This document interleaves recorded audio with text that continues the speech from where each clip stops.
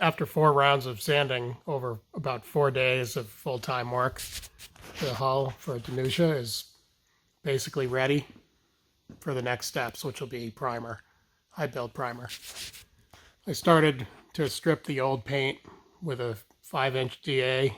I used 40 grit to get through the top coat and the top layer of primer and partway into the second layer of primer. And then I switched to 80 grit and sanded that last layer of primer mostly off, leaving a few bits behind for the final rounds of sanding. The final rounds of sanding I did today with a 6-inch orbital finish sander. And I started with 80 grit, cleaned up the rest of that paint, and then finished with 120 grit, which is the last grit required for high build primer. The effect of all that sanding and the way I do it is that it doesn't mess up the fairness of the hull, because I don't use the aggressive tool any more than I absolutely have to. And it is absolutely required to get that LPU off. But then once I get through the toughest layers of paint and into the primers, I switch to lighter paper and then an even lighter tool so that I can sand this hull without losing the fair, which obviously we don't want to do. This blue here is the remnant of an old gelcoat boot top. On the other side, I sanded this pretty much all off, but it was a lot of extra work and really completely unnecessary, so this side I didn't do that. A few little scrapes there that were filled previously. The hull's in really good shape. There's not really any repair work that I have to do to this. Just a little bit of final sanding touch-up maybe here and there, especially up along the tow rail and on the stem, because I couldn't get the sanders in behind the bobstay.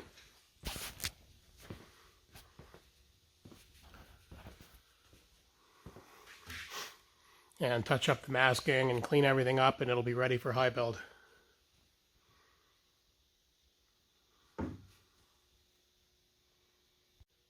All the existing repair work that you see in these gray spots was done previously before the paint job that I just removed. And that was a good paint job. It was a good quality professional job with quality LPU. I kind of wish I hadn't taken it all off. It was a lot of work. The way it looked with the way the top coat was, it just seemed like it'd be better to remove it all. And it's tough once you get into the primer to just not keep going and get back to gel coat. So that's what I did. You can see on this side I took off all that old gel coat striping, but that was a lot of extra work and totally unnecessary. I felt kind of committed on this side, but on the other side I changed my tactic. All these scrapes and scratches here and repairs, these were done sometime previously. Looks like the boat had an issue with a dock or a piling or maybe another boat. But this was all repaired well. None of this was visible at all through the old paint, which means these are good repairs. So I'm not doing anything to change this.